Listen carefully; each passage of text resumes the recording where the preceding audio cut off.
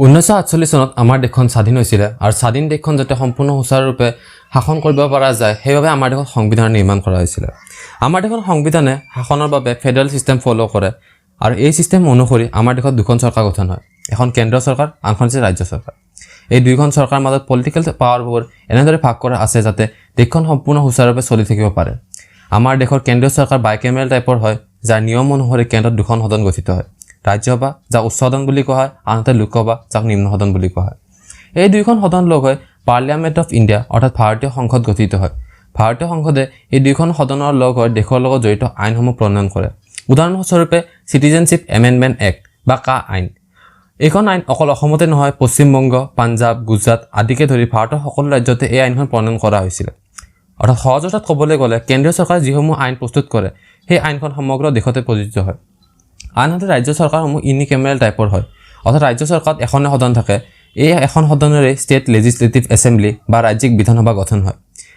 ৰাজ্য এখনৰ লগত জড়িত আইনসমূহ ৰাজ্য চৰকাৰ বিধানসভা সদনৰ সহায়ত প্ৰস্তুত কৰা হয়। উদাহৰণস্বৰূপে কেইদিনমান আগতে আছাম কেটেল প্ৰিজাৰ্ভেশ্যন এক্ট প্ৰণয়ন কৰা হৈছে, যিয়ে গৰু মাংসৰ বিক্ৰীৰ ক্ষেত্ৰত কিছুমান নিয়ম বান্ধি দিছে।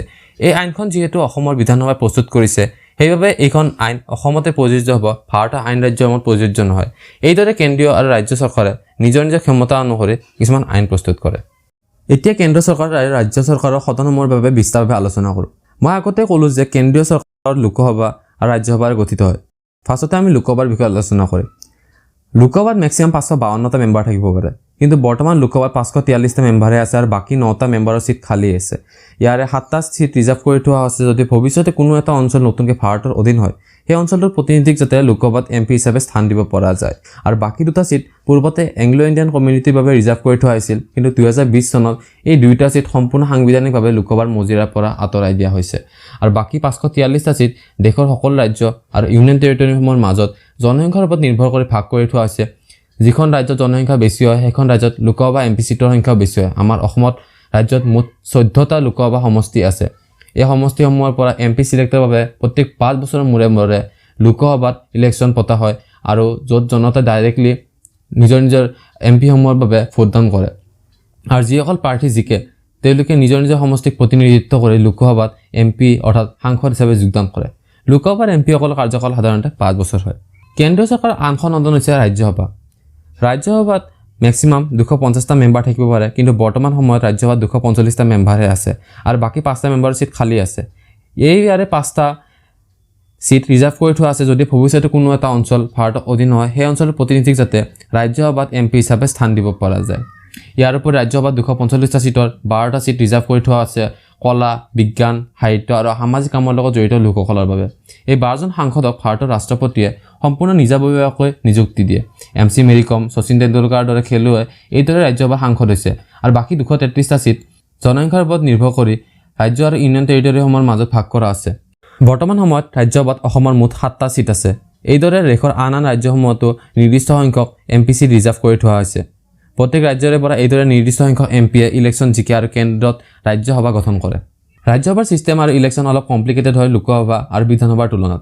যিদৰে লোকসভাত প্ৰত্যেক 5 বছৰৰ কাৰ্যকাল শেষ হোৱাৰ পিছত গোটেই লোকসভাখন ভাঙি নতুন ইলেকশ্যন পাতি নতুন MP লোৱা হয়, ৰাজ্যসভাত এনেকুৱা নিয়ম দেখা নাযায়।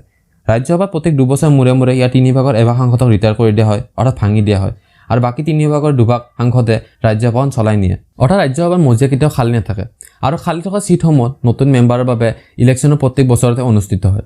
এইটো এটা ইম্পৰ্টেণ্ট কথা যে গোটেই 233টা সিটৰ বাবে একেলগে ইলেকশ্যন হয়। ইলেকশ্যনৰ সময়ত যিকেইটা সিট খালী থাকে সেইকেইটা সিটৰ বাবে ইলেকশ্যন হ'ব। যেনে বৰ্তমান সময়ত ৰাজ্যসভাত 13টা সিট খালী আছে, সেইবাবে অক্টোবৰ মাহৰ যিটো ইলেকশ্যন হ'ব সেইটোত অকল এই 13টা সিটৰ বাবেহে ইলেকশ্যন হ'ব।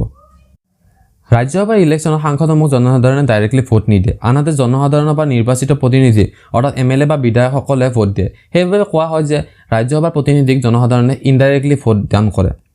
বৰ্তমান ৰাজ্যসভাত খালী থকা 13টা সিটৰ ভিতৰত অসমৰ এটা খালী সিট আছে আৰু অসমৰ সকলো MLA এই এটা সিটৰ বাবেহে ভোট কৰিব। আৰু বাকী ৰাজ্যসমূহৰ MLAবোৰৰ নিজৰ নিজৰ ৰাজ্যৰ খালী থকা সিটসমূহতহে ভোট প্ৰদান কৰিব পাৰে।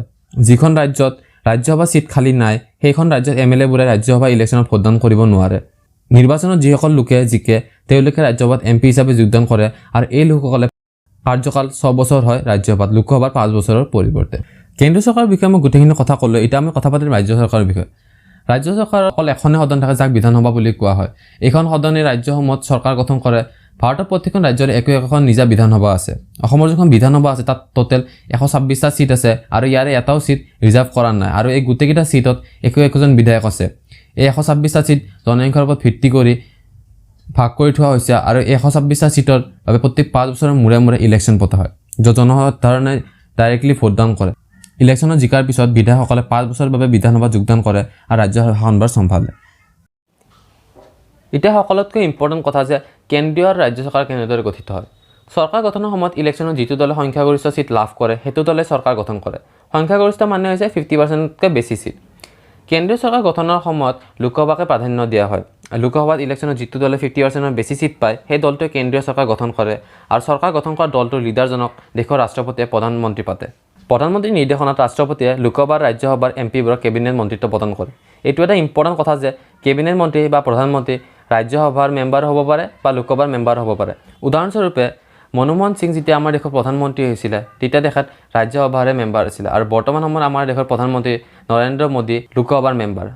এনেদৰে পূৰ্বৰ আমাৰ ফাইনেন্স মিনিষ্টাৰ অৰুণ জেটলী যেতিয়া কেবিনেট মিনিষ্টাৰ হৈছিলে তেখেত ৰাজ্যসভাৰ মেম্বাৰ আছিলে আৰু বৰ্তমান সময়ত ডিফেন্স মিনিষ্টাৰ ৰাজনাথ সিং এজন লোকসভাৰ মেম্বাৰ। গতিকে কেবিনেট মন্ত্ৰী বা প্ৰধানমন্ত্ৰী হোৱাৰ বাবে আপুনি লোকসভা বা ৰাজ্যসভা যিকোনো এখন সদনৰ মেম্বাৰ হ'লেই হ'ল।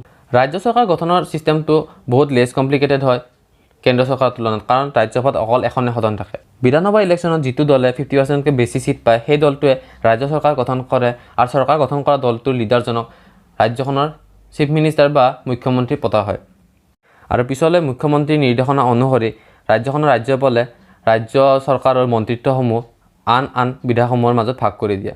এইদৰে ৰাজ্য চৰকাৰ আৰু কেন্দ্ৰীয় চৰকাৰ গঠিত হয়। গতিকে আজি ভিডিঅ'টোৰ বাবে ইমানে। যদি ভিডিঅ'টো চাই কেনে ভাল পাইছে তেনেহ'লে ভিডিঅ'টো প্লিজ লাইক কৰি দিব। মই এনেকুৱা ধৰণৰ এডুকেশ্যনেল ভিডিঅ' বনাই থাকোঁ। গতিকে যদি আপুনি এনেকুৱা ধৰণৰ এডুকেশ্যনেল ভিডিঅ' চাই ভাল পায় তেনেহ'লে চেনেলটো ছাবস্ক্ৰাইব কৰক যাতে ভৱিষ্যতে এনেকুৱা ধৰণৰ ভিডিঅ' চাব পাৰে।